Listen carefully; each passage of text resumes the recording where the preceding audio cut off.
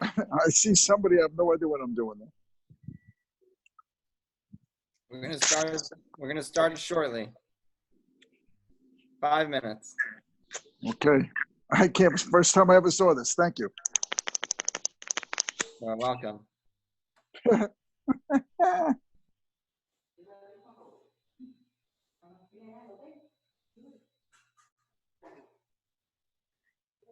Who was that just talking?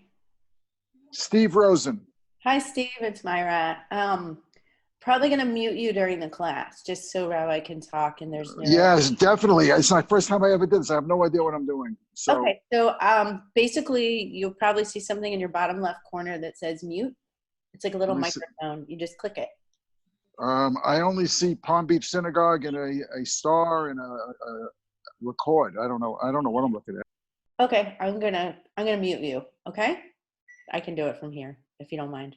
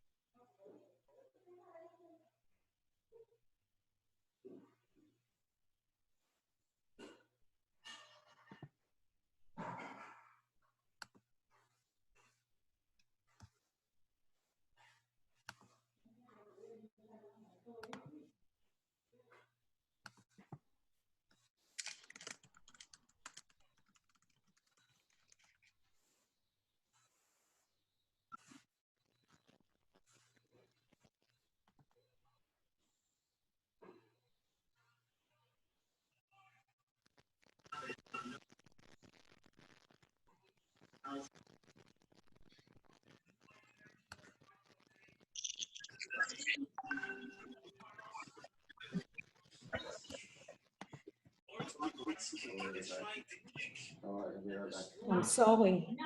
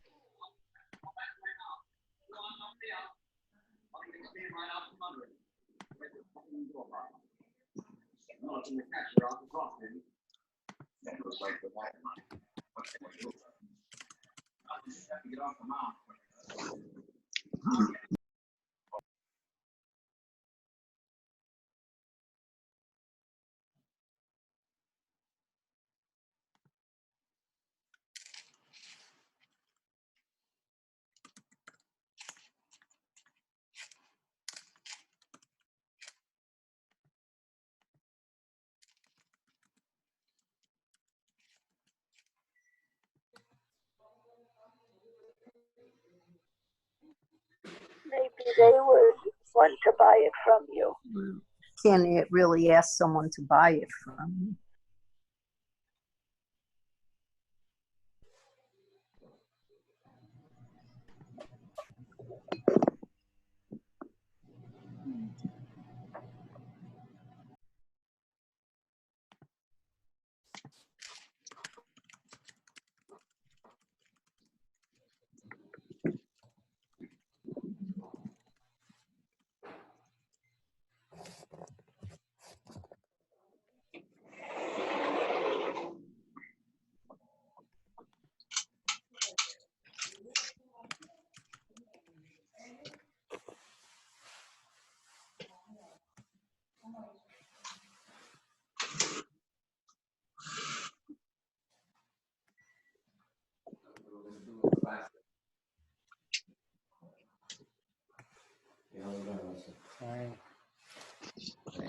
is not amazing.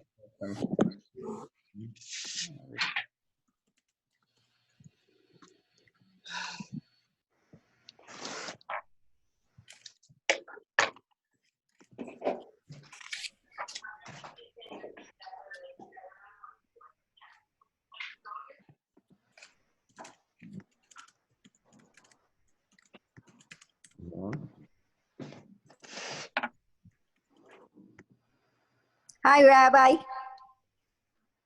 Hi, how are you? Good. How are you? Everyone? Yeah. Yeah, please.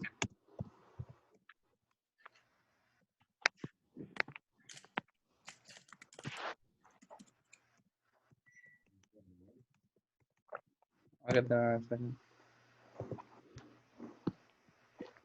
All righty.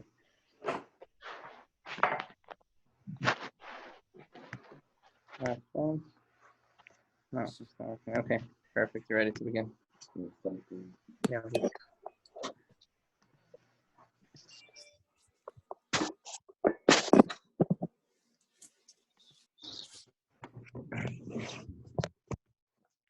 Good afternoon, everyone.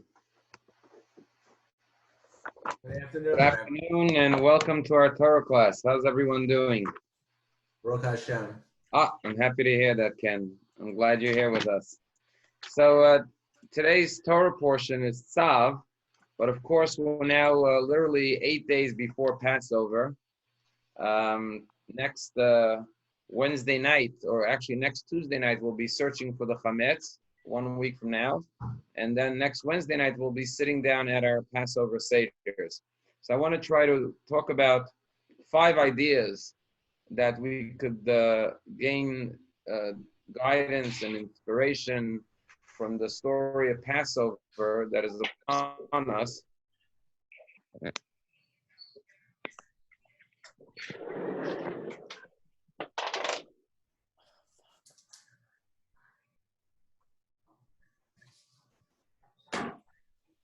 Just close the door.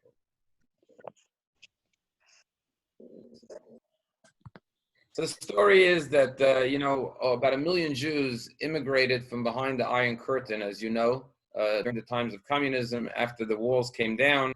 About 1 million Jews, or more than 1 million Jews, came to Israel. And many of them, there was a question about their Jewish identity.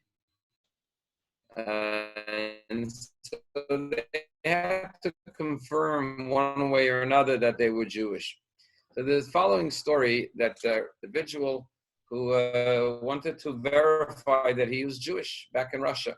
So Rabbi Lau said, do you have anyone who could authenticate, that could, attest to the fact that you're Jewish? So he says, yeah, I can bring witnesses. On Jewish law, you need 2 witnesses. Bring 2 witnesses. The first witness says, yeah, I remember, when this man was born 42 years ago. And then a second man came along and he said, I'll tell you, I knew his mother and she was a Jewish woman. And not only did I know his mother, and not only do I know that she was a Jewish woman, but I'm going to tell you something about his mother. His mother happened to be, she worked in a hospital, and she was a heavy smoker. A lot of people didn't understand the danger of smoking, especially back in those days in Russia. And she would smoke every day a pack of cigarettes. She would always save her last cigarette. And every night when she came home, she controlled herself not to smoke the last cigarette. And she would put the last cigarette in a box in her room, put it away. And she would do this every night of the year. And she would start every year right after Purim. And she would do this for an entire year. And then the following Purim, she would take out the box, which now had 365 cigarettes in it. And cigarettes was a valuable commodity. And she would go and sell the 365 cigarettes.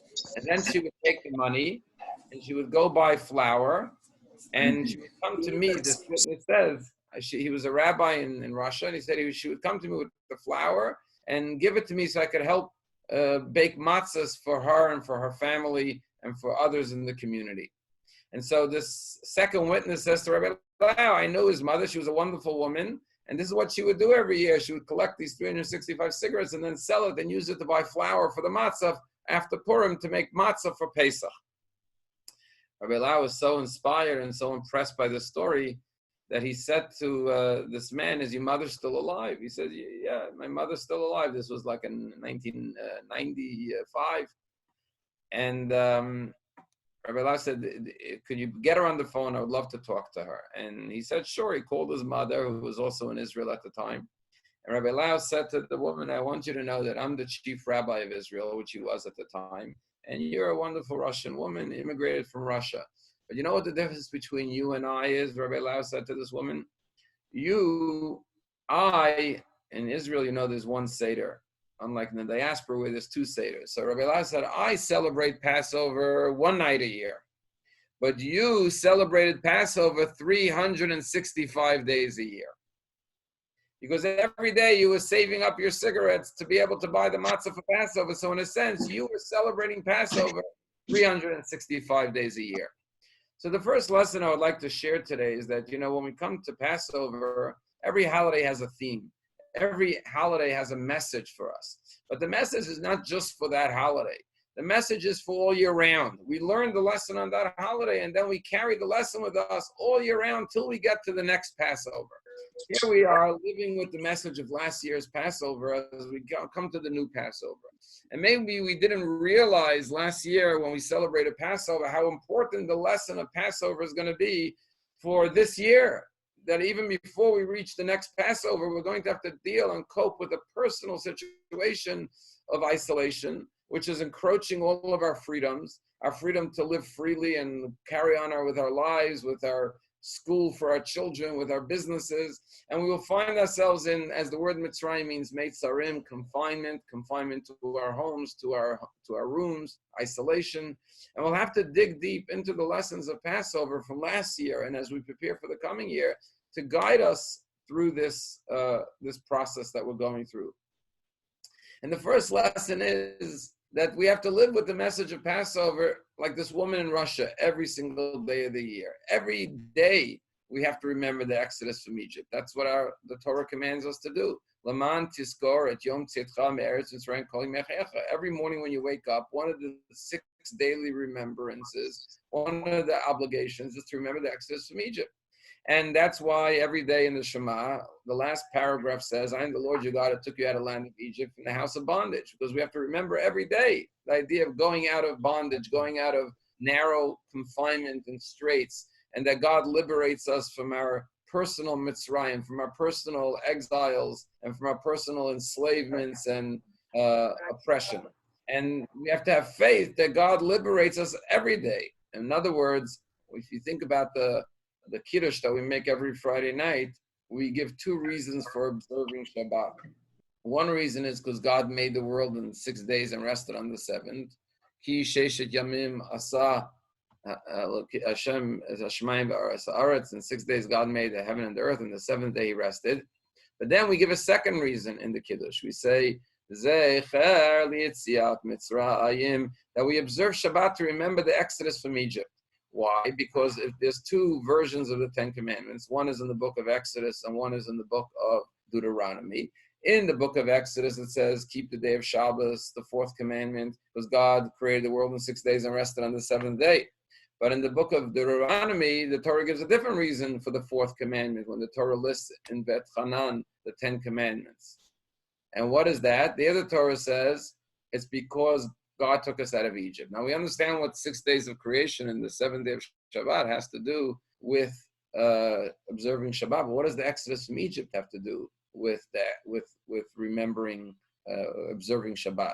And the rabbis explain that belief in God is a 2-step process. First step is that God created the world, and that's what it says in Exodus. Observe Shabbat because you have to remember that God made the world in 6 days and rested on the 7th day. But then there's a very important second component. And that is that not only does God create the world, but God manages the affairs of the world. God is in control of everything in this world. You could believe that God created the world, but maybe you think God is now off to do something else. And He's left us alone. He abandoned the world. And the world is running on autopilot. It's running its course naturally in the hands of viruses and natural causes. And God has distanced himself, removed himself from the operations, the daily operations of the world. So the Exodus from Egypt teaches us that not only did God, what was the first thing? Creation. God made the world. But after creation, you have redemption, the Exodus from Egypt. We have to remember that God didn't only create the world, but he continues to run and maintain the world each and every day. And that is so vital. And that is the message of the Exodus from Egypt. And that is why it's part of Shabbat, that God didn't just create the world and leave it to its own devices, but God is constantly, as it says in the 13 principles of Jewish faith by Maimonides, Hu borei umanhig. God created, and he is also manhig. Manhig means he is the conductor. He is orchestrating all the events in this world. And therefore, to live with faith in the Exodus from Egypt each and every day means that each and every day we have to realize that God is in control. When we woke up this morning, a lot of times people wake up, they think they're in control of their day. During these days, we all know we're not in control of our day. And therefore, who is in control? So the more we remove ourselves from the control switches, the more we realize that God is in control. And that's part of the belief in the Exodus from Egypt. However, we all know what we say in the Haggadah. Amr Elazar ben Azariah said, we're going to say it next Wednesday night at our Seders and next Thursday night in the diaspora. I'm like a 70-year-old man. And I never knew that you had to mention and remember the Exodus from Egypt, Baleilot, at the nighttime. But then I learned the word, Ben Zoma taught me what the verse says. You should remember the Exodus from Egypt all the days of your life. Yemei chayecha, the days of your life, means the daytime. Kol yemei chayecha, all the days of your life, said Ben Zoma, teaches us Halelot, that even in the nighttime we have to remember the Exodus from Egypt. Not enough to remember it once in 24 hours. You have to remember it once every 12 hours, day and evening. And that's why in the Shema in the morning and the Shema in the night, we say the last verse, I am the Lord your God who took you out of the land of Egypt.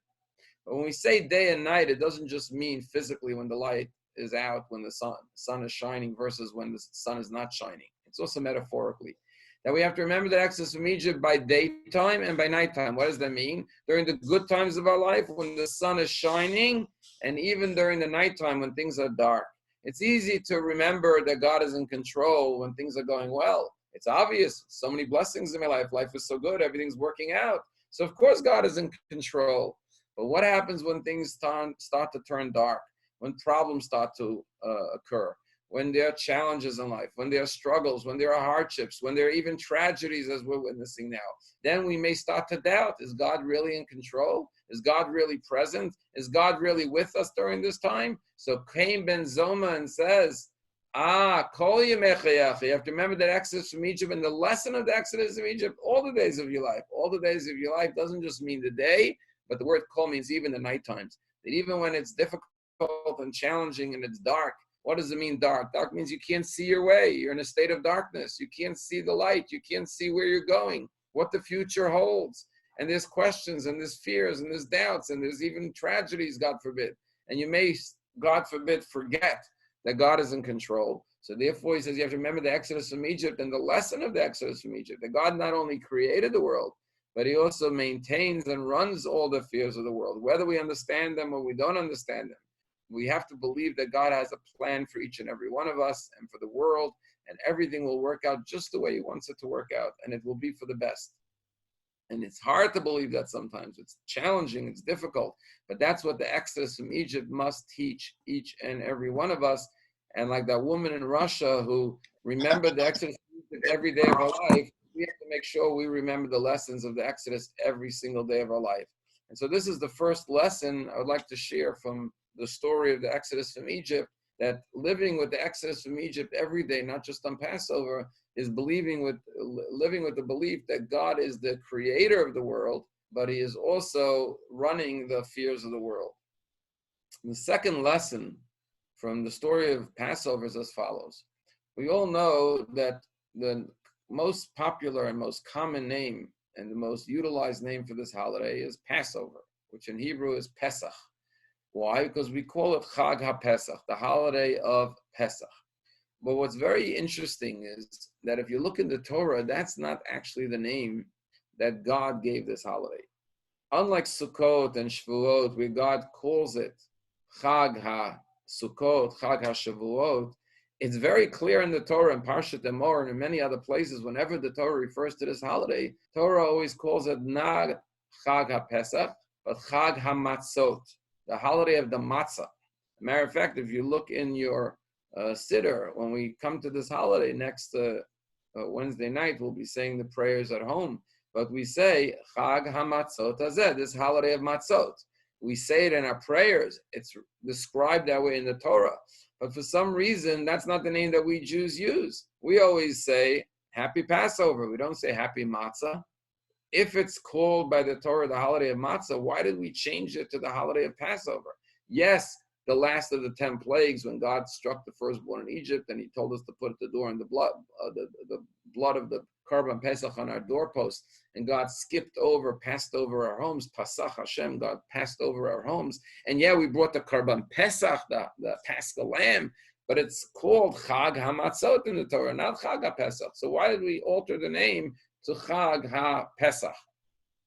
So one very beautiful answer is given by Rabbi Levi Yitzchak Barditchev, and he says, how do you know when a couple are in love with each other?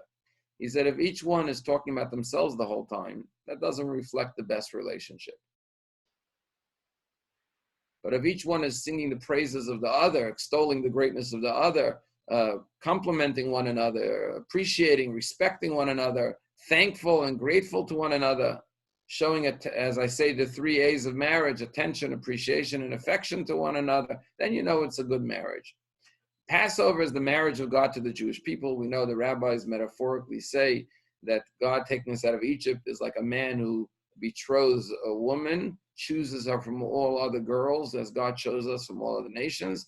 He took us to Mount Sinai, where He married us. He gave us the Torah, and He put the mountain over our head, which is the marriage canopy. He gave us the Torah, which is, of course, His ketubah, His marriage contract. And we became like a husband and wife. We entered into an intimate, close relationship with God.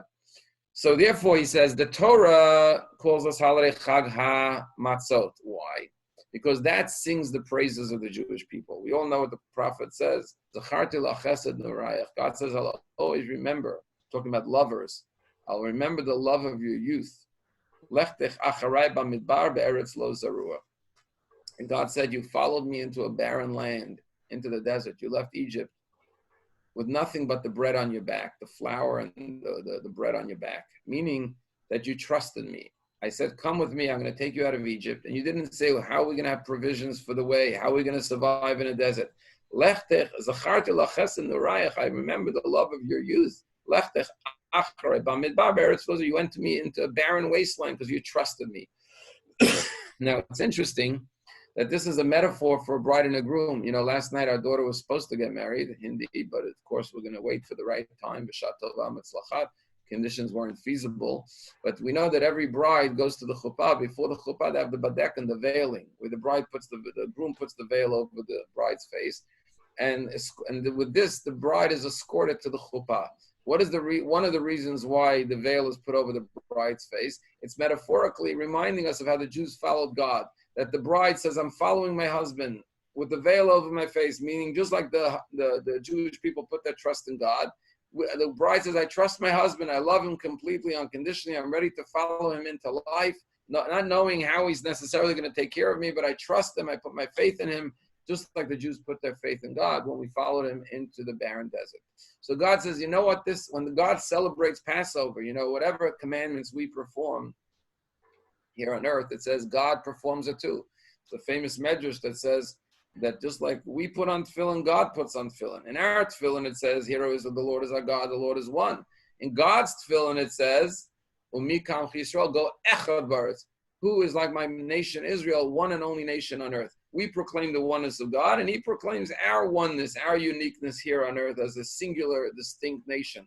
Because the verse says, Magid v'Rav Yaakov, that God only instructs His words and His commandments to the Jewish people. Whatever He does, He commands us to do. So God is going to have a Seder in heaven, God willing, next Wednesday night. And when He celebrates it, He's going to say, this is the holiday of Matzah. Why? Because He's going to remember the kindness of the Jewish people, their unconditional faith in Him, how they followed Him into a barren desert. We, on the other hand, extol the virtues of our husband, of Almighty God, and we say, no, it's not about what we did. We're not the ones who deserve praise that we follow God blindly. It's Chag Pesach. God skipped over our homes. He passed over our homes. He brought 10 plagues on the Egyptians and saved the Jewish people, and we are here to thank and to praise God. And when each spouse shows appreciation and respect and gratitude for the other, that is a perfect marriage. And that is the marriage of God and the Jewish people. We are always singing God's praises, being grateful to God, and God is doing the opposite. He's thanking us for being his loyal and faithful nation. So that's the answer given by Rabbi Levi Yitzchak Barditcher. However, there's a deeper answer to this, a more of a psychological answer to this. And that is that what does matzah represent? We all know that matzah represents humility. First of all, it's flat, unlike bread that's puffed up. But also matzah and chametz have the same ingredients. They're both made of flour and water. So what's the difference?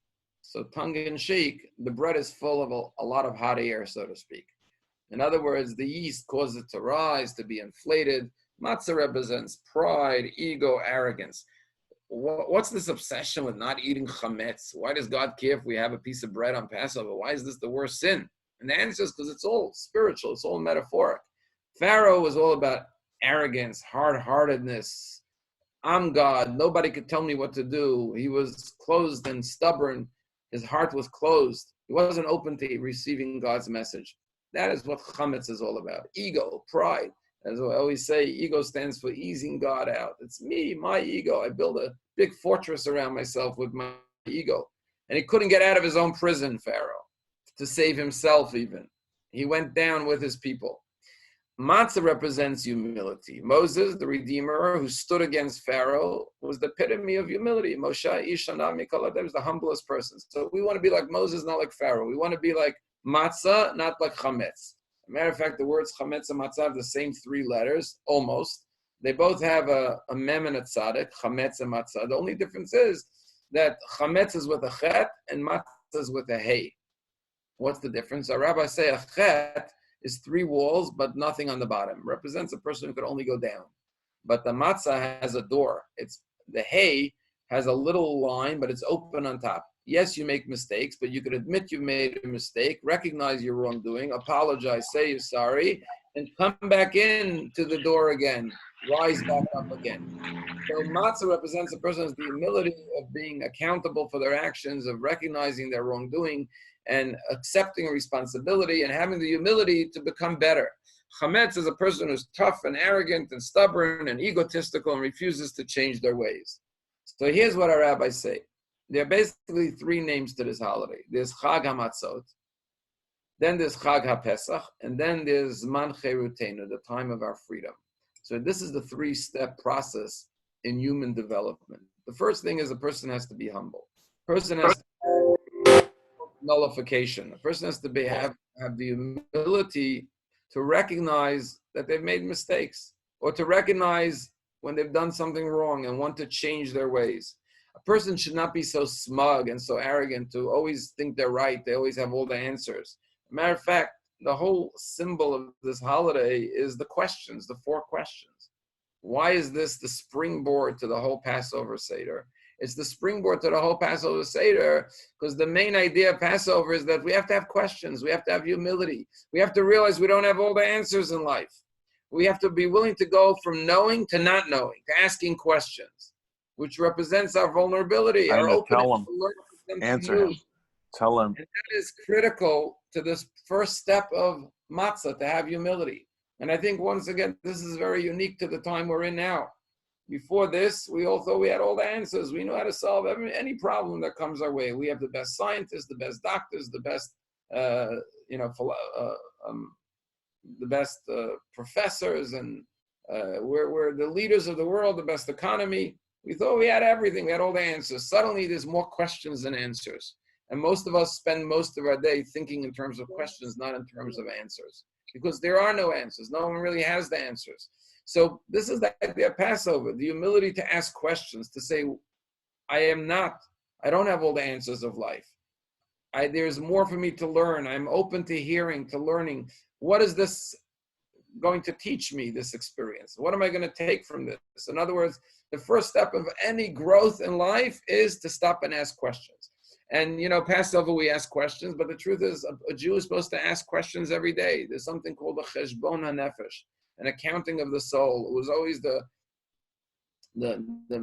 custom of the great tzaddikim that every night before they went to sleep, they sat down and they made a cheshbon hanefesh. They made an accounting for their soul. They asked themselves questions. How was my day? What did I do? How did I act? How did I deal with this situation? They looked into themselves and questioned themselves and were willing to be honest with themselves and have the humility to look at themselves and try to see where they've maybe made mistakes. And that is the first step of the holiday of Passover. The first step is Chag HaMatzot, to have the humility to ask questions, to be able to surrender to God, to ask questions and to not be egotistical. But however, the next step then is Chag HaPesach. Pesach means to take a leap forward. God passed over our homes. He skipped. Pasach means to skip over our homes. In other words, how do you take a leap forward? You first have to have humility. And then when you have humility, then you could reach to a much higher level. And when a person questions themselves and asks questions in life, and there's a great scientist once, he said, how did he become such a great scientist? Because he said every day when he came home from school, his mother never asked him, what did you learn today? She said, Izzy, did you ask a good question today? Tell me a good question you asked. Sometimes you learn more by questions than with answers. You have to start with the right question in order to get the right answers. Asking the right questions in life is very critical. And they are the wrong questions in life. Sometimes like Cain murders his brother Abel. And God says, where's your brother Abel? And Cain says, am I my brother's keeper? That's a question of arrogance. Am I my brother's keeper? But then there are questions which represent the opposite of ego. They represent humility. And that is like Joseph, when he forgives his brother at the end of the book of Exodus for what they did to him. He says, am I in the place of God to judge you and to punish you? I'm not in the place of God. You meant to do evil to me, but God had a plan. So you see two different questions. One is, am I my brother's keeper? I don't have to answer to God. But then you have a question like Joseph, who says, on the contrary, who am I to judge or to punish my brothers? I am not God. Am I in the place of God? That's God's department, not mine. So we have to know how to ask questions. We have to know ask the right questions. When we do that, Chag HaPesach, we take a big leap forward in our lives. We go forward. So to reach a whole new level, so if you want to build a new building, right, the first thing you have to do is demolish the old building.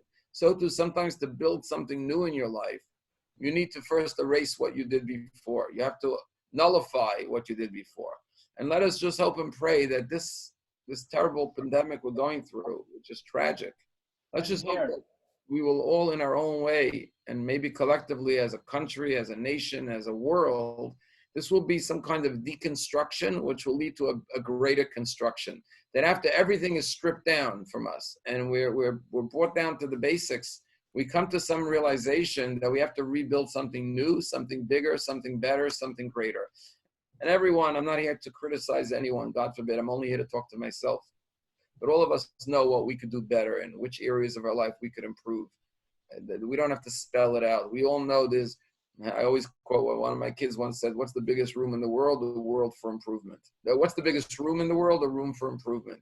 We all know there's a lot of room for improvement as a nation, as an American people, as a Jewish people specifically, as each of every one of us. And hopefully this will be the nullification that will lead to the Pesach, the greater leap forward. And then we come to the third name, Zman Cheruteinu, the time of our freedom. Then we have real freedom.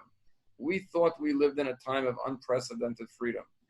But now that our freedom has been taken away from us in so many ways during this process, hopefully we'll come to a greater freedom because we'll live with new guidelines. We'll live with new principles, with new values, with new parameters to our life, with new boundaries of understanding of right and wrong. And to use the analogy of a group of kids who are playing football on a rooftop, but the rooftop doesn't have a fence. Now, one may say, oh, they're so free. There's no fence on the rooftop. But really, they're not free because they're constantly living in fear that they're going to fall over the edge of the building, God forbid. But if you put up a fence around the rooftop, now with the borders, with the boundaries, with the parameters, now they're truly free because they could play as they wish without any fear. The same thing is true in life. When we respect each other, we respect each other's boundaries, We treat each other with dignity, with honor, with kindness, with compassion, like you see more and more people doing today. When we set up those healthy boundaries, those healthy limitations in our lives, and that's also in our personal lives, right? Then we come to the time of our freedom, we come to a leap forward, and we come to a higher sense of personal freedom than we've ever had before. So the first two lessons of Passover, just to review, the first one was the idea that, the woman in Russia who was saving her cigarettes, living every day with the message of Passover. Every day we have to believe and know that God is in control. And in times like this, when we feel that we have less control, it makes us more aware that God is truly in control and we control nothing. Second lesson, of course, is the lesson we just discussed, that the names of Passover are Chag HaMatzot. We must begin with humility. And this is a very humbling time we're living through. And through that humility, we could take a bigger leap forward and find greater freedom. Finally, we come to the third lesson of Passover, which also coincides with this week's Torah portion, which is Tzav. One of the commandments in this week's Torah portion is the commandment for a Jew to bring a Karban Todah. Everyone knows what the word Todah means, thank you. So there's actually a sacrifice in the Torah, an offering called a Karban Todah, a sacrifice of thanksgiving. And a Jew, when he had a special occasion that his life was saved, he would bring a sacrifice to say thank you to Hashem. Now today we don't bring a Karban Todah because we don't have a temple, we don't bring offerings, but there's a special blessing. I'm sure you've experienced it in the synagogue, where someone who is in a life-saving set of circumstances gets up to the Torah, and after his blessing says the blessing of Hagomel Chayavim Tovot Shegamalani Kol Tov. Thank you, God, who bestowed undeserved kindness. And notice the word undeserved, because everything in this world we receive is undeserved. We shouldn't take anything for granted. Just like you didn't deserve to be born, there was nothing we did to be born. It was a gift. Everything that happens from the moment we're born till the moment we die is an undeserved gift from God. Just like the moment of our birth was an undeserved gift from God. So the Jew says, Hagomel Chayavim Tovot, you, God, bestow undeserved kindness to me, that you did good with me. And this is the way we are thankful to God, and it's in lieu of, in substitute of, bringing the Karban Pesach, the Paschal offering.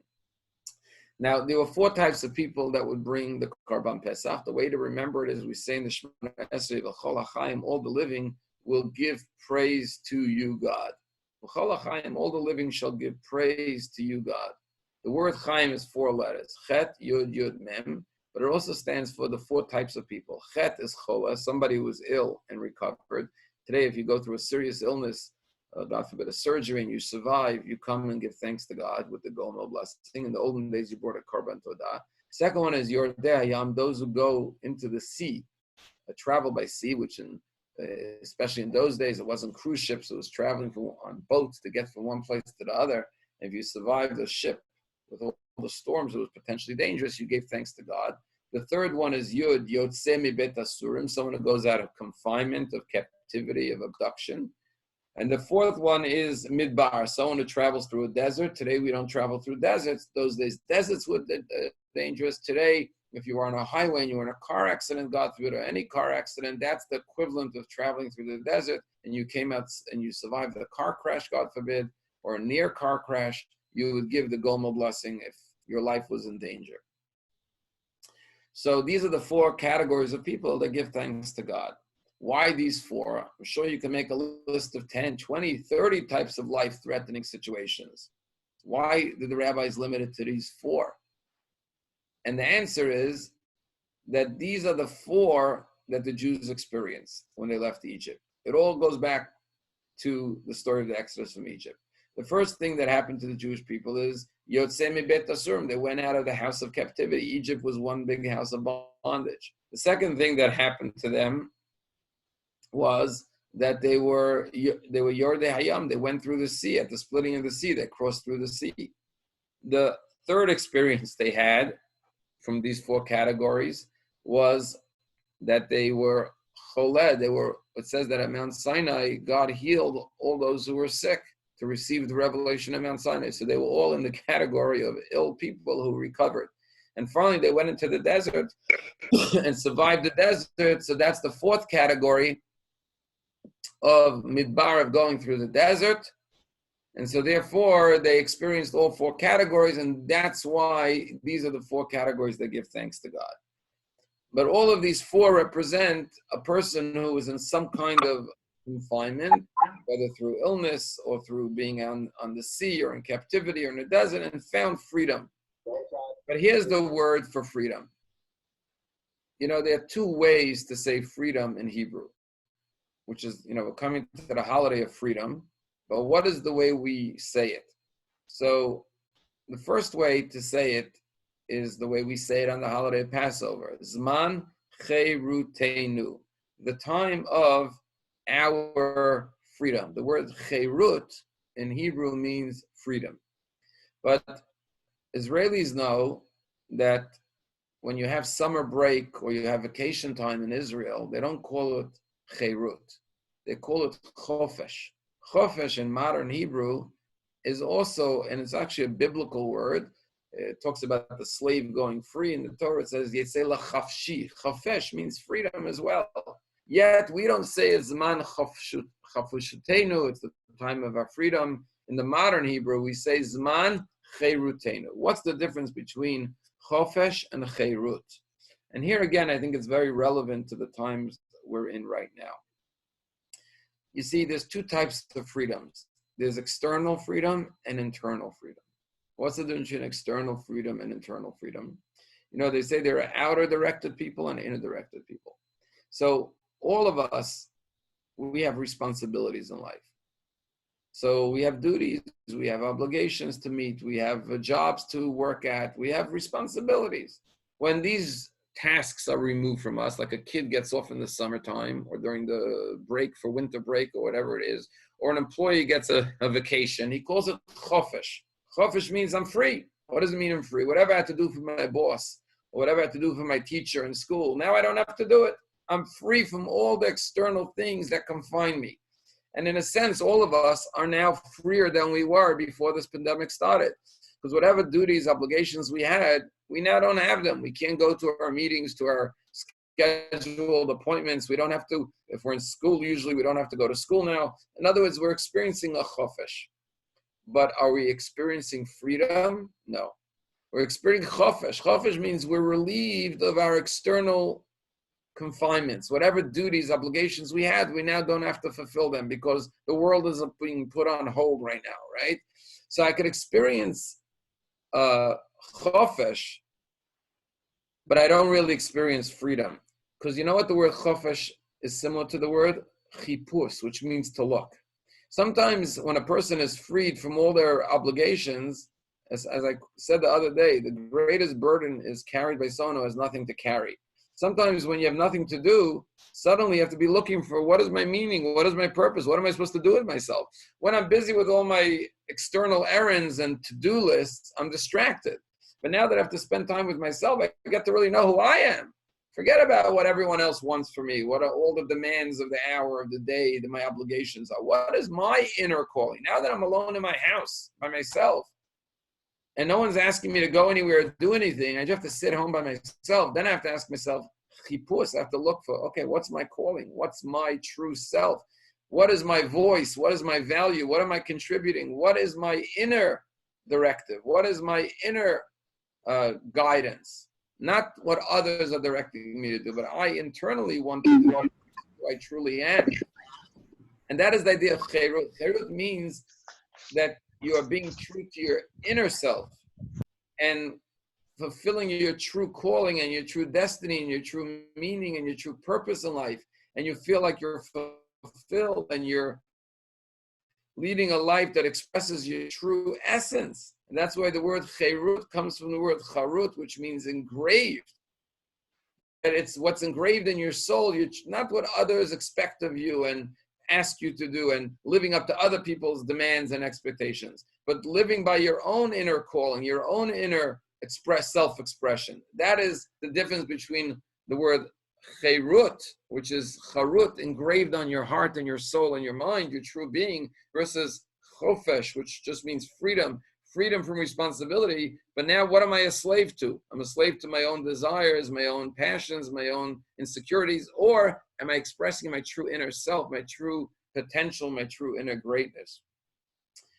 And that answer is in all, there's a famous story about this kid who was always trying to stump his rabbi. So one day he comes to his rabbi and he says, Rabbi, I have a butterfly in my hand. And he says, tell me, is the butterfly alive or dead?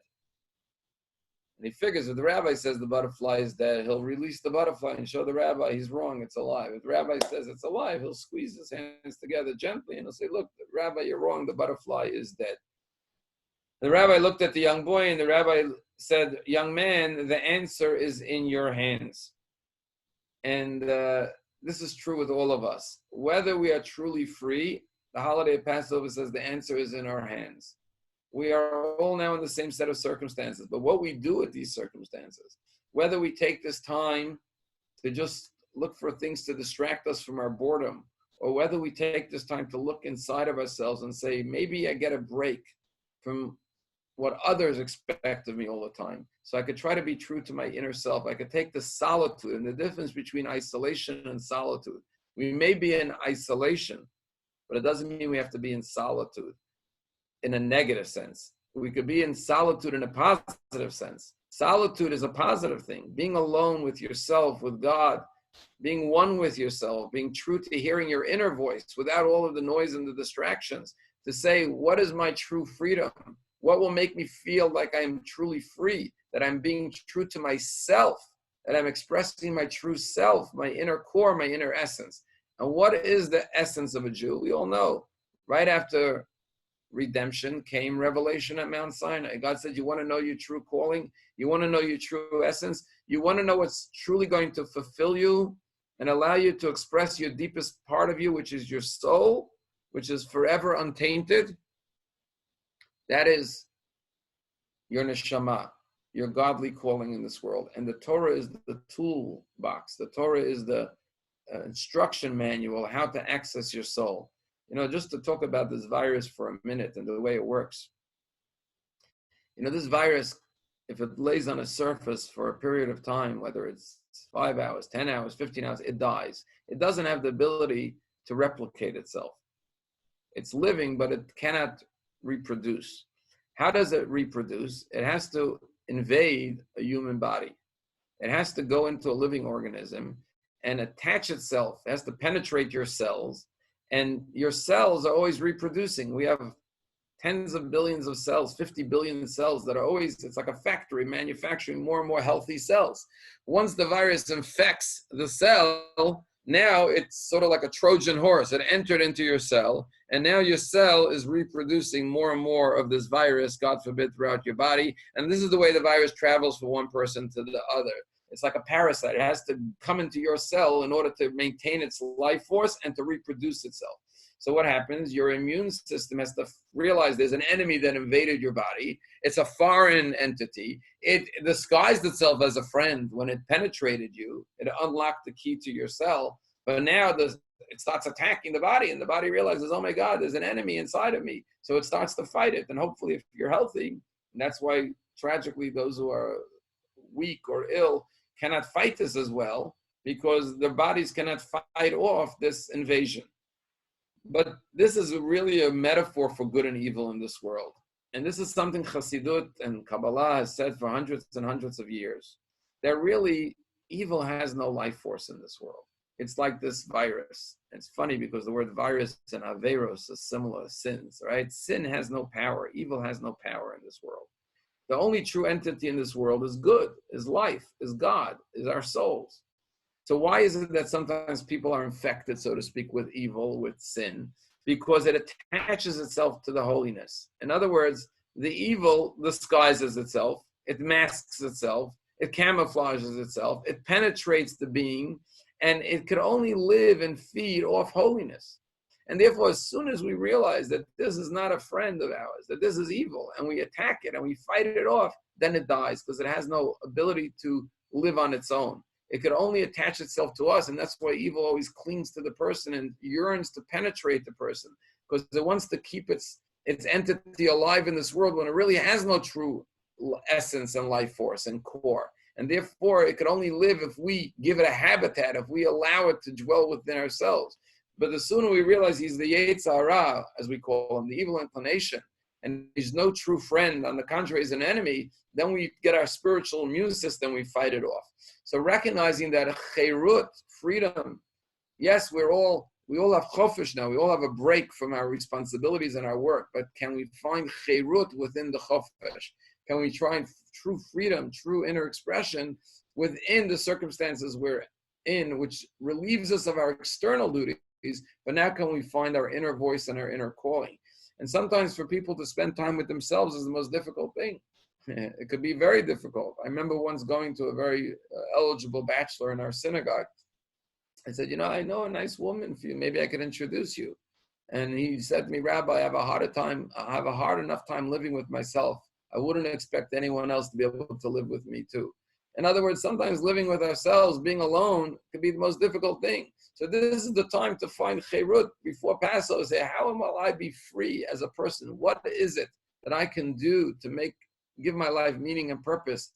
Because the greatest regret that people have at the end of their life, and this has been documented in books with people in hospice, when they ask them what are their greatest regrets, the number one regret that most patients in hospice say they have is they didn't live a life that was true to themselves, that they were always living up to other people's expectations and demands of them. So this gives us a little bit of a window of time to say, what are my expectations of myself? What are my true callings, my true yearnings and longings for in life? And am I living a life true to my true self?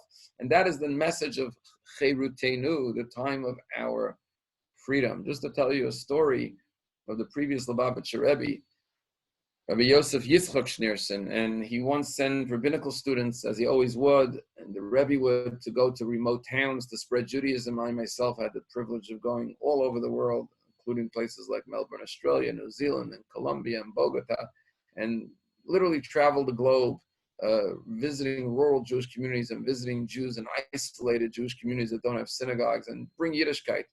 So there's a story that two of these rabbinical students once went to a town, and they came to a man, and he thought they were coming to fundraise. So he wanted to give them a donation. Rabbis came to my home, they must want a donation. And the rabbis explained they're not here for a donation.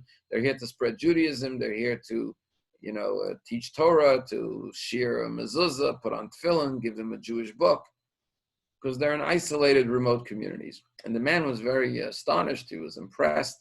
And he said, I don't understand. Your Rabbi Schneerson, lives in Brooklyn. Why does he care about a Jew at the other end of the world? Usually rabbis build their local communities. They don't invest time, effort, and resources for communities around the globe.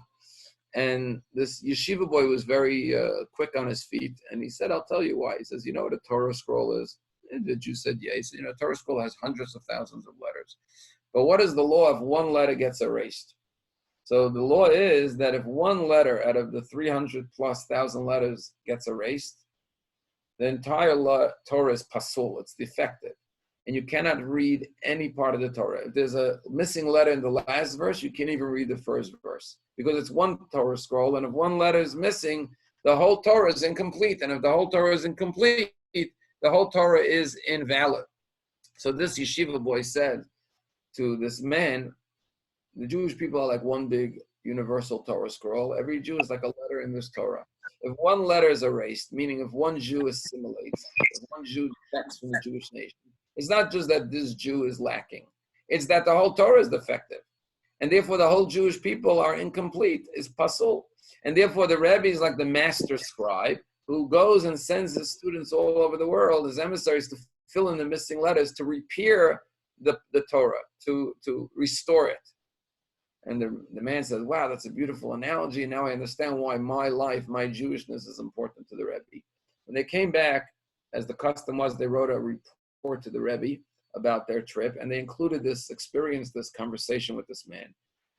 And the Rebbe issued a letter to the boys to please contact the man and apologize and correct the inaccurate analogy. Why? Because the Rebbe said, you gave him an analogy of ink on a Torah scroll. And of course, when you write ink on a Torah scroll on parchment, with the passage of time, sometimes the letter could be erased and the Torah is defective.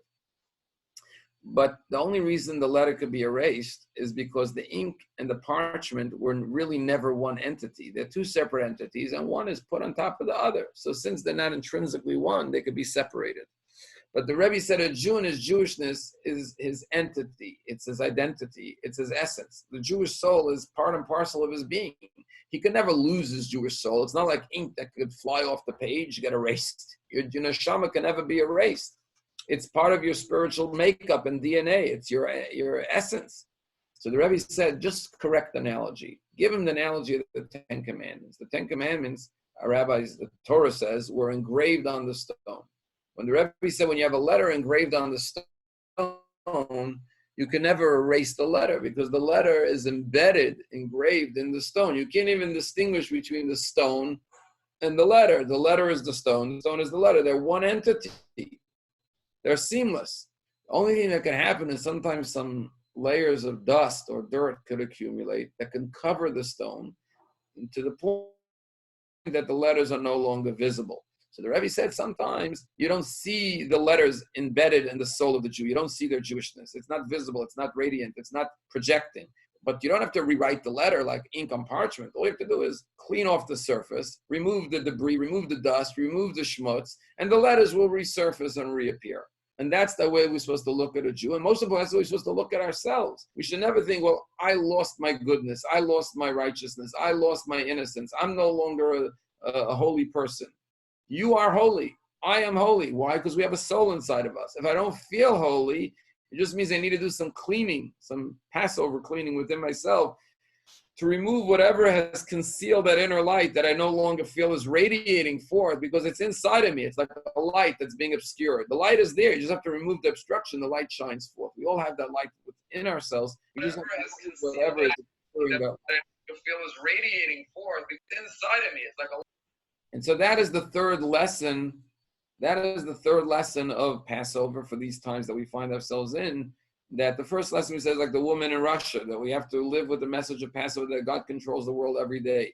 Second idea is humility, that sometimes humility leads us to a greater freedom and to a greater leap forward. And we have to hope and pray that these humbling times, making us realize that we live with more questions than answers in life, will lead us to ask the right questions, will lead us to the right answers that will lead us to a more freer life. And finally, the third lesson of Karban Todah, gratitude for our freedom, and this week's Parsha and the holiday of Passover, and the difference between having a vacation, which is like chofesh.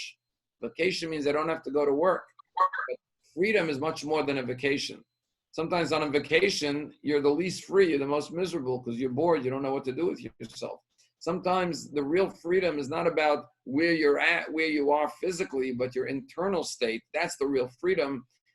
Finding those letters that are engraved on our soul and revealing them, revealing our true essence, that is the true freedom that we yearn for as human beings and we strive to achieve on this holiday.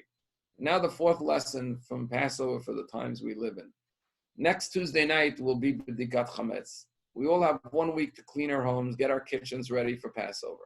But next Tuesday night, we go with a feather and a candle and we search for Chametz. Now, we all know there's a custom. You're supposed to put out 10 pieces of bread. And the reason we put out 10 pieces of bread is because you're searching for chametz. You're making a blessing that you're going to search for chametz. If you don't find any chametz, your blessing theoretically could be in vain. So to make sure you find something, you hide 10 pieces of chametz. And if you have children, it's a lot of fun. The kids hide it. You have to find it.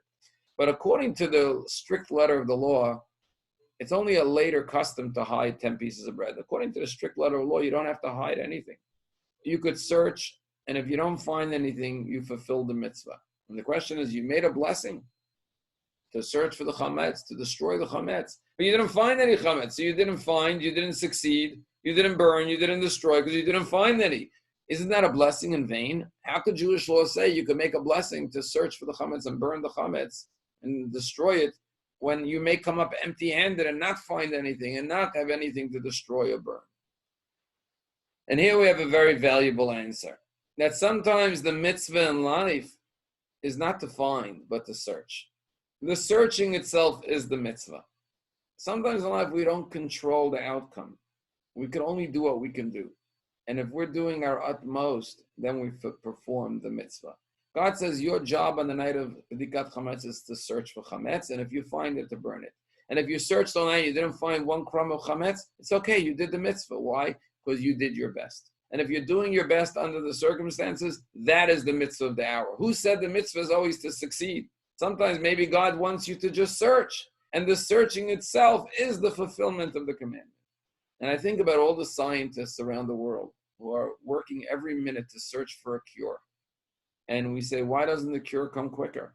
Why doesn't God send the answer quicker? Why are we searching? And we don't know the answers. But one thing we have to learn from watching this is that sometimes God wants us to search. And yes, sometimes the day goes by and we come up empty-handed. And we may feel all of our toil, all of our efforts were in vain. So B'dikat Chametz comes and teaches us, no, it wasn't in vain. Maybe God wanted you to do the searching. That was your mitzvah today, to search. And you did that mitzvah, and therefore you fulfilled your duty. You know, the whole story of the Exodus from Egypt came from the story of Batya, the daughter of Pharaoh. What I always say is like the equivalent of Hitler's daughter saving Jews during the Holocaust. She defies her father's order, stretches out her hand, and rescues baby Moshe. Now, when she rescued baby Moshe, do you think she knew what the outcome would be? She just heard a baby crying. She didn't even know it was a Jewish baby. She had compassion. She reached out. She took the basket.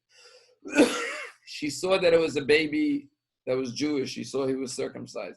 Then she decided to give it to the sister, Miriam, who was on the bushes hiding the reeds, who gave it to the mother to nurse, who brought it back to the palace. She raised him as his own. Then one day Moses goes out, sees an Egyptian beating a Jew. He kills the Egyptian. One episode after the other till he runs away to Midian because Pharaoh wants to kill him.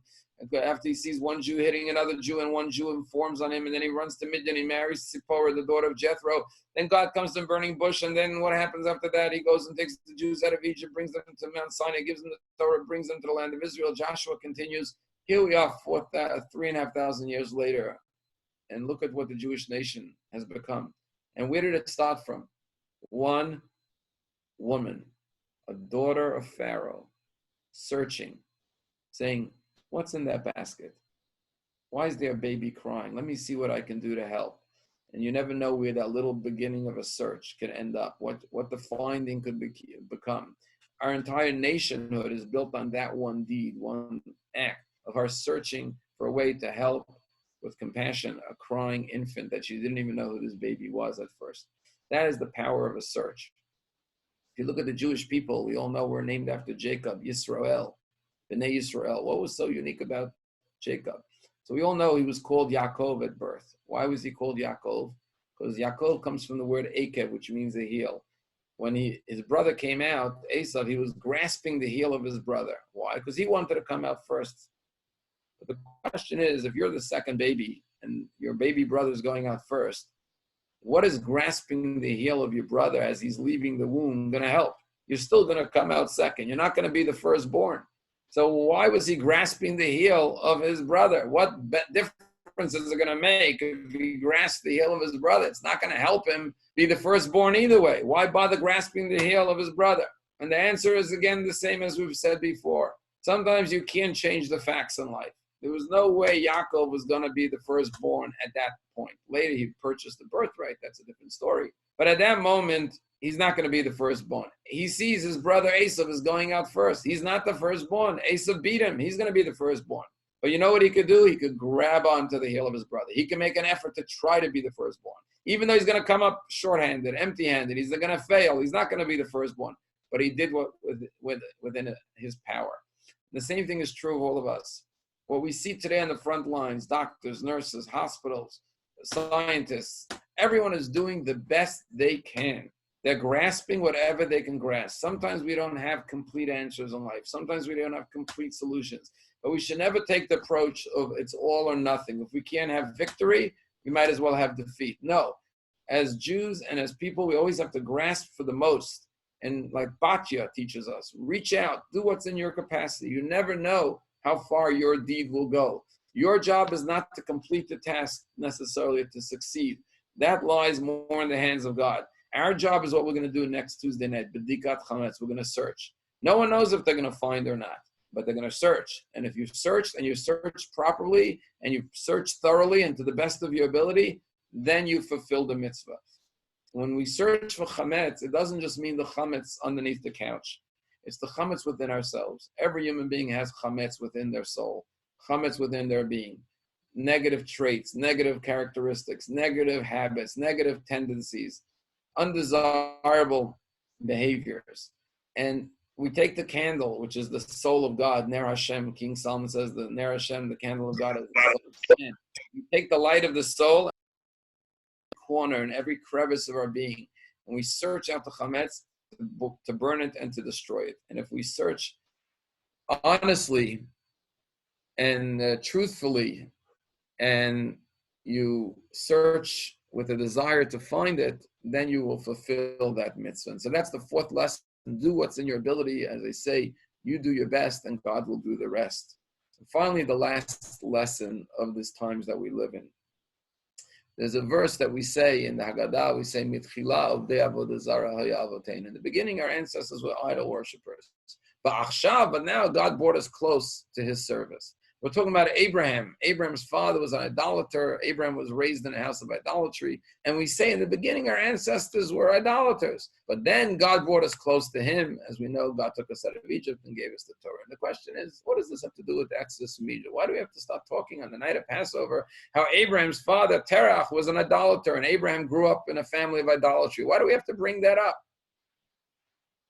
And the Talmud says, "Matchil begnus mesayim b'shvach." When you tell a story, you start with the bad part and you end up with the good part. So we want to say we evolved. We went from idolatry to freedom and to Mount Sinai to become Hashem's people. But there's a Hasidic interpretation that I want to share with you under these times we find ourselves in now. And the Hasidic Rebbe said like this: Mitchila. When we live with the past, that's idolatry. V'achshav, but when we live with the now, with the moment of now, we live in the present. That's serving God. You know, a lot of times we're not present in the now because we're either guilty or regretting the past, or we're worried about the future. And because of that, we're not in the moment. We're not in the present. But that's not serving God. Regretting the past and worrying about the future is idolatry, is what the rabbis are telling us. Because if you have faith in God, you say, God put me in this position right now. What is my calling, my duty, my mitzvah at this moment? That's the question I have to ask myself. What does Hashem want from me right now? That's the question. It's a famous story in the Talmud of two great rabbis. They were brother-in-laws, actually. It's a remarkable story how they became brother-in-laws. We're running out of time, so I'll tell you the story in 60 seconds. But Rabbi Shlokish was a gladiator, and he was once swimming in the Jordan River. And Rabbi Yochanan was a great rabbi. He went to swim, and he's swimming next to Rabbi Shlokish. And he sees Rabbi Shlokish as this muscular gladiator. And he says to Rabbi Shlokish, your strength is so great, you're so powerful, strong guy. You should devote your strength to Torah study, because Torah study needs a lot of power, a lot of strength. Rabbi said Rabbi Yochanan was an extremely good-looking guy. I hate to call him a guy. He was a very good-looking rabbi, a very handsome rabbi. So I'll tell you a little secret. The Talmud says that when women would go to the mikveh, after they would come out, they would want to see the face of Rabbi Yochanan, so they should have children who are as good looking as Rabbi Yochanan. So they should be inspired by his looks before they were with their husbands. That's what the Talmud says. The point is, he was a very good looking rabbi. And Rabbi Shlokish sees how handsome the appearance of Rabbi Yochanan is. So he says back to him, Shufrech l'nashim, your beauty should be devoted to women. Such a good looking rabbi, it's a shame. You should be a womanizer. Could you imagine this conversation in the Jordan River? He says your power should be to Torah. He says your beauty should be for women. Rabbi Yochanan says, I'll tell you what, you think I'm beautiful? You should meet my sister. She's more beautiful than me. I'll tell you what, if you start studying Torah, I'll introduce you to my sister. Long story short, he starts studying Torah. He introduces him to his sister. Rav Shlokish marries the sister Rabbi Yochanan. It's not for now what the meaning of the story is, how he could just, so to speak, recommend his sister as a shidduch to get this guy to start learning Torah. But this gladiator, this thief, became a great rabbi, and they became study partners, chavrutot. And throughout the Talmud, you have the stories of Yochanan and Reb Shlokish. They became best friends and brother-in-laws. And Reb Shlokish, he's not called rabbi, but he's one of the greatest rabbis in the Talmud. Talmud says once Reb Yochanan and Shlokish were going to the Chamet Tveria, to the hot springs of Tveria. And when they were walking in, there was a poor man by the door who said, could I have some money, some charity? And they said to him, when we come out, we'll give you some charity. They went into the hot springs, they bathed. When they came out, they wanted to give this man charity. They saw this man passed away. He died, presumably from hunger. And the Talmud says they said to one another, we didn't take care of him during his lifetime when he asked us for charity. Let's at least take care of him in death.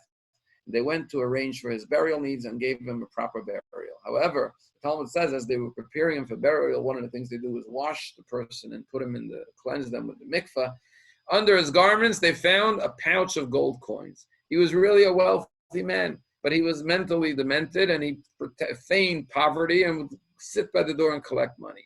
And they realized that they didn't kill him. He didn't die of hunger. He had plenty of money. He was just taking money and hiding it, but he was pretending to be poor. He was mentally not well. And the message of the story is that look at what these rabbis did. When they came out and they realized that this man died, they could have said, oh, we committed such a sin. We're so guilty. We caused the innocent man to die. And they could have just gone off and carried this guilt for the rest of their lives. But they said, okay, we made a terrible mistake. We didn't take care of him during his lifetime, but let's do what we can for him right now. What did they do? They said, let's bury him. And through focusing on the now, they not only gave him a proper burial, but they redeemed themselves because they came to the realization that were not the cause of his death. And the lesson in life is that we can't live in the past and we can't live in the future.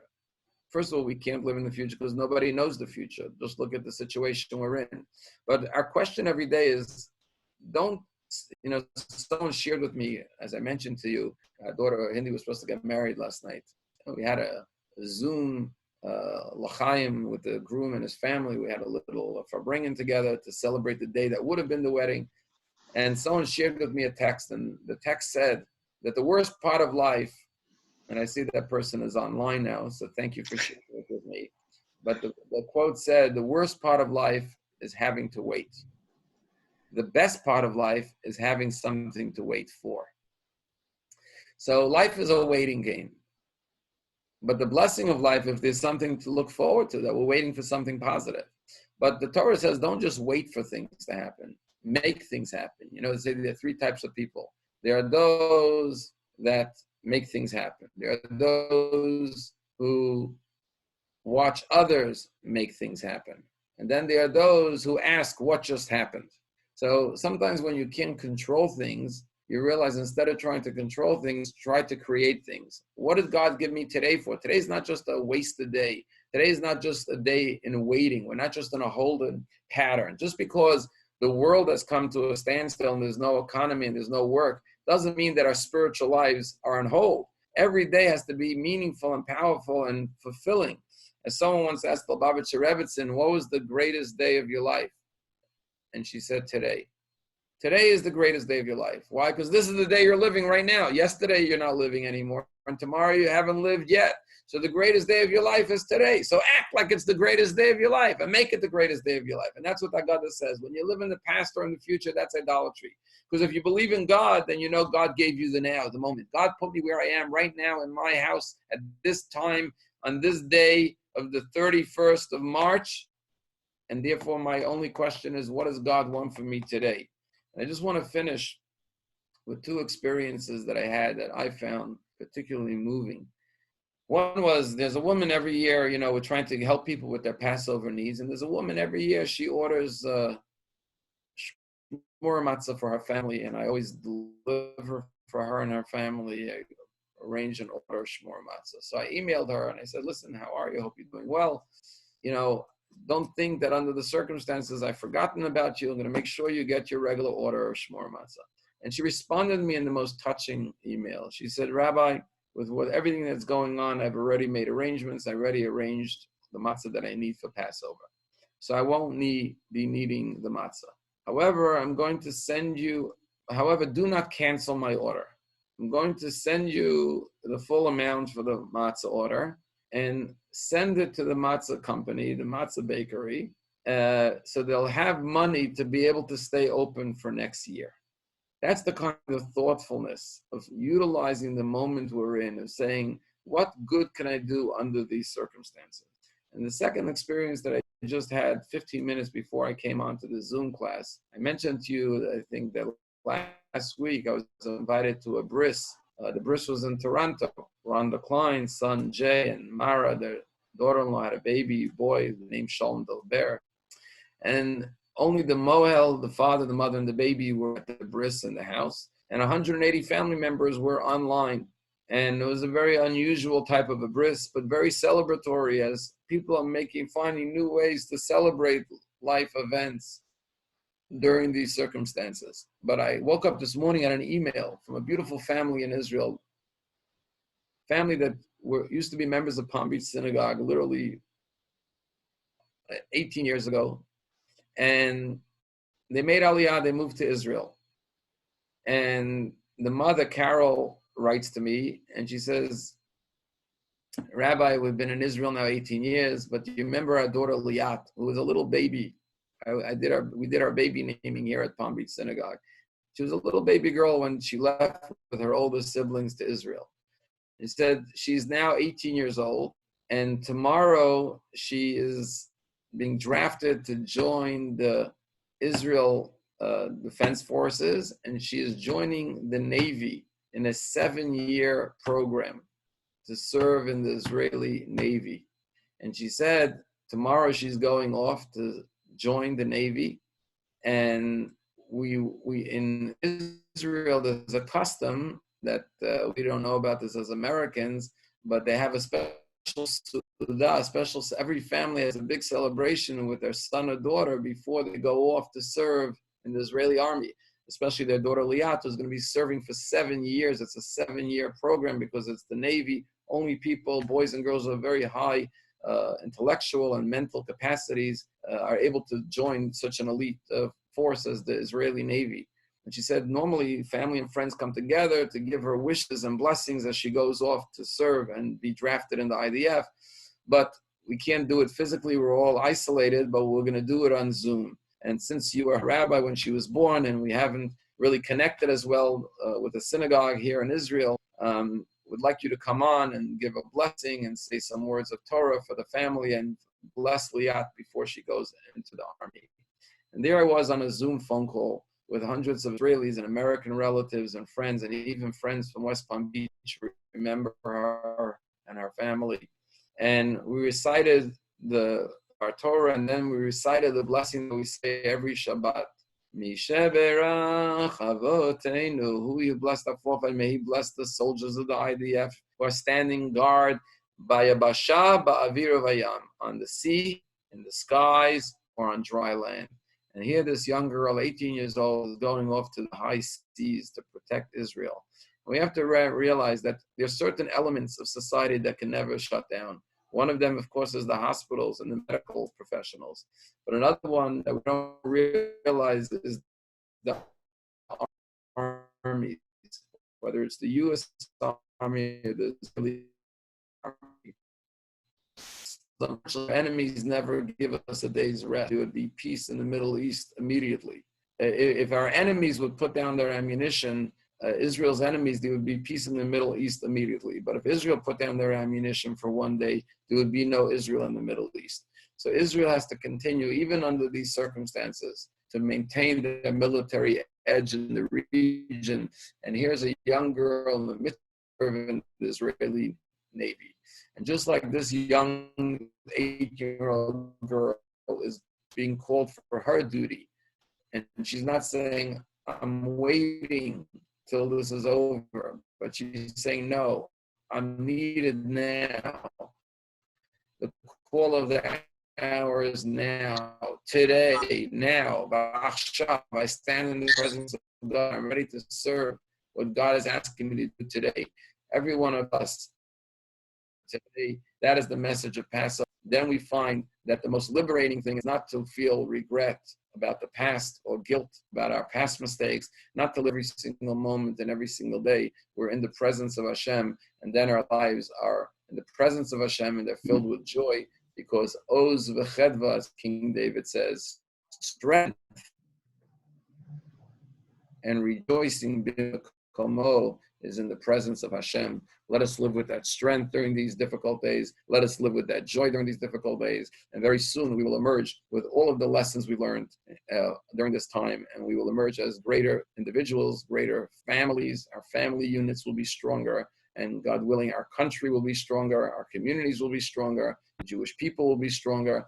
And if we cleanse ourselves of some of our internal chametz during this period, hopefully we'll look back and say we utilized these days fully, and they weren't just days of waiting, but days of finding not just vacation, so to speak, or being relieved of our duties, but days of finding Beirut and engraving in ourselves the true definition of freedom, which comes from our spiritual component, our neshama, as it is linked and connected to Hashem through His Torah and through His mitzvahs. We're going to open up, if we can, if anyone would like to make any comments or ask any questions. Ale tak zrobiła i do widzenia. Niech ona sobie tam robi z tymi Anyone like wszystkimi to ask a question or make a comment? Rabbi, thank you very much. Call it good. Zarania wieków. Great to see everyone. To nie jest dla ciebie i Thank you very much, Rabbi. się skończyło. Thank you, Rabbi Scheiner. Toda Rabbi. Good job, Rabbi. A teraz tylko swoimi rzeczami się Rabbi, zajmij was i this, do przodu. It was so meaningful. You're the co-op, Rabbi. Thank you. Thank you for being with us. Appreciate it. Hazaku Baruch, Rabbi Scheiner. Zaku Baruch. Thank you. Hello, Rabbi. Was it recorded? How you doing there? Thank you so much. Thank you for coming on. Thank you, Rabbi. Thank you all. You're doing a blessing by having us get together and to learn something. You always are a special person. Thanks for your gifts. Stay well and stay strong. I think the most Right. You're not on. Rabbi, thank you. Thank you. Anyone have any questions or comments? Praising him? Because if you're on, if you're going to look at you, he's going to see you. Aaron, could you help me get out? Rabbi, can I listen to this again? Was it recorded? Yes. Yeah, we'll email it out. How do I listen to it again? We're going to email it out. Okay, thank you. Thank you, Rabbi Scheiner. Thank you all. Thank you so much. Thank you, Rabbi Scheiner. Thank It's you. very special. Thank Thank you. you. Appreciate it. Co-op, Rabbi. Co-op. Why would you say the name? It wouldn't show a picture of me. Yeah, sure, co-op, Rabbi. Thank you all. Can I end now, Rabbi? What are they saying? Are they thanking you? Should I end the meeting now, Rabbi? Yes. Have a good day, everyone. Thank you. Bye-bye. Bye-bye. Bye. Good day.